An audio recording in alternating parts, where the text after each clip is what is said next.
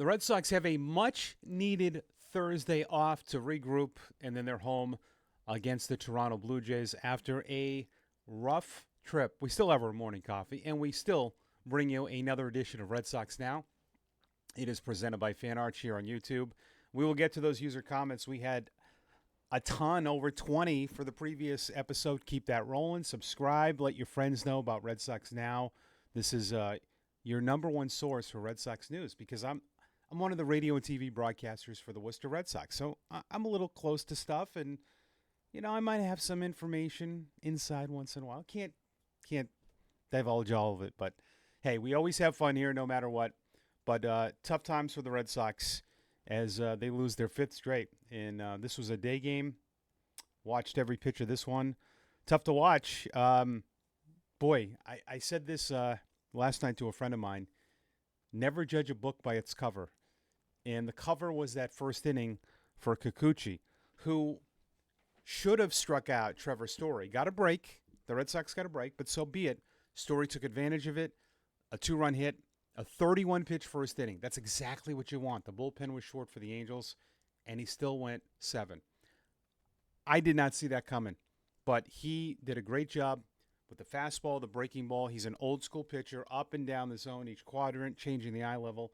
That's how you pitch in the big leagues. He doesn't throw hard enough, and he struck out 12. The 2 runs he gave up were unearned, and the Red Sox only runs were that Story 2-run hit. Gonzalez and Narvaez had the other hits. Narvaez's hit came in the third, and no hits after that. No hit in your last 6. A home run ball, again, this is part of the Angels game. Adele and Darno homered off Fitz, who I thought was pretty good. Considering this guy, I don't think is fully back from injury. His stuff was pretty good. He went 4 innings. The 2 runs were on those homers. But, it's hard for me to even look at anything pitching-wise yesterday. Yeah, the bullpen gave up 3, but you had no hits after the 3rd inning, and that's not going to do it. Zach Kelly, by the way, that's his best outing I think I've ever seen him, majors or minors. He looked terrific, striking out 4 in an inning and 2/3. When I look back at the Red Sox, and I was pushing this agenda about pitching, when it really wasn't an agenda, it was factual. And when they had that run, the pitching was bananas. The starting pitching was off the charts, and they weren't scoring a ton of runs. That you can't sustain. Even if they can get that starting pitching back to where it was for that 12-game stretch, are they going to be able to win a ton of games like that with this lineup? Because I think it's, as Bar 2 says, it's catching up, right? So you have to make a decision now. And the Red Sox, I think, are the most intriguing team at the deadline because they have flexibility to buy or sell. And it's going to really depend on where they are because they have some key things that people could use, or they could use those key things to win. But you got to start winning games soon. Like, I know that, things can change. We've seen it. But every day now we're in the second half. Now you're 82 games. Not that there's not a lot of season left. There is. But you can't keep falling further and further. They're 2.5 out. That's still very manageable. And they play the Toronto Blue Jays, who I believe last year they were in this similar spot where they played the Blue Jays, who were in the wild card lead, a bunch of times.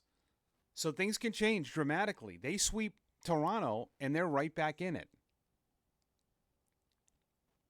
But they got to get ahead of, the Rangers, Angels, Guardians. So despite all of it, they're still in shouting distance. But again, playing better baseball. Do they make a move now? Do they do something, or do they think the bats are going to, I think they're always working on deals. But it's an interesting team. Right? Because I look at it like this. They got to go 46-34. I think 86 wins get you in the wild card. Maybe less, but I'm going a little bit higher. Do you think they can go 46-34 the rest of the way? I think the front office has to ask themselves that question. Do you feel like you have the starting pitching to do that? I think you have the bullpen to do that. Do you have the starting pitching? We'll see. This Kyle Harrison, who starts today for Worcester on Thursday, does he come back? And is he a guy that really bolsters your rotation? So they got a lot of questions. Is Houck going to be the guy? Or does he go to the bullpen? So I think this is an interesting stretch in the next couple of weeks. When we look at this stretch coming up for the Red Sox, this could be the most important of all. You've got Toronto in Cincinnati at home, off at the Nationals, home for the Rockies and Rays before the break. So you look at all of those games, right? 3, 6, 12 of 15 at home. If you don't play well over that 12 of 15 against those teams, say you go 7 and 8, I'm not sure that you're looking good for the playoffs, because after the break you have at the Cubs, at the Phillies, home for the Dodgers. So this next 15 games to me is huge, because you'll be at 97 games after that. And that won't be a small sample size anymore. If things get, deeper. Aroldis Chapman is an impending free agent. He has been unbelievable. You think about a team that's pretty good right now. Could they use a guy like that? Yeah. Right? I mean, this is, I'm not, I don't want the Red Sox to sell right now, but I'm just saying they actually could, if you felt Slayton, when he comes back, could close, or Whitlock, or if you felt like someone else can close, because you do have guys that could do that. This is one of those things that I mentioned earlier. The Red Sox are in position where they could do both. Right? But that's risky when you're trying to win games, because that guy is unbelievable. But if you were to make that decision, we have seen what these closers have gone for. We saw what he went for years ago for Gleyber Torres. The Yankees got Gleyber Torres from the Cubs. They were that desperate. I think somebody would be that desperate. I really do. Teams that are already good that might be having issues with their closers. But that is definitely someone to keep your eye out for if something were to happen. All right, we're going to wrap this up with some terrific user comments for this Thursday. We got a ton yesterday. At Mark McCarthy, 7887. I don't understand the Durant trading. Top 5 in doubles, top 10 in hits, top 10 in steals, leads and triples. He will be missed. Yeah, that's the commitment. Are you going to make the commitment to him? I don't think you are. I think it's pretty obvious they're going to make the commitment to Roman Anthony. They want Roman Anthony to play left. And Rafaela has got the deal. And Durant can't really play right. And you don't want the other two guys to play right. Abreu is a Gold Glover. So, yeah. And it is performance. He's not hitting. He's getting older. If he doesn't do those other things, I don't know. He's not a good outfielder. He can't really throw the baseball. His position really is only left. So I get it. I get your point. He's a dynamic leadoff hitter. If you do trade him, you're not going to have a leadoff hitter like him.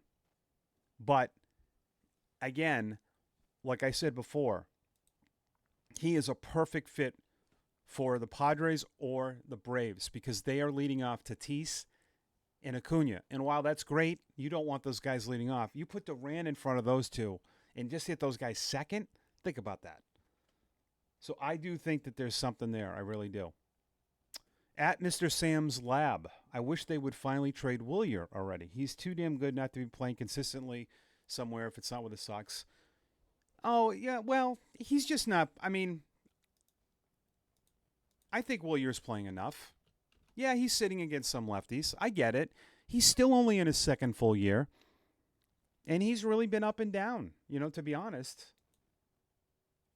I mean, offensively, he's way up, way down, even against righty. He's played in 70 games. He was hurt. So he's not a true platoon, but, I don't mind that. But I wouldn't think if he went somewhere else that, Another team wouldn't do the same thing as the Red Sox. And then finally, at Fuddy23, sell, sell, sell. Okay, so that means you want Bregman. Would you sell Bregman? I don't think so. I don't think Bregman wants to leave. I think he wants to be a Red Sox. All right, that's going to do it for another episode. We'll have a Friday episode. The Red Sox are off, but we'll preview the Blue Jays series. We'll get more comments from this video, and we'll catch up on all the trade rumors. So you got to subscribe, you got to like, you got to comment, and we appreciate all your support. Christian Campbell, by the way, first pro start at first last night was good. He was 0 for at the plate, but did a good job defensively. That will do it for Red Sox Now on this Thursday. Have a great one, everyone.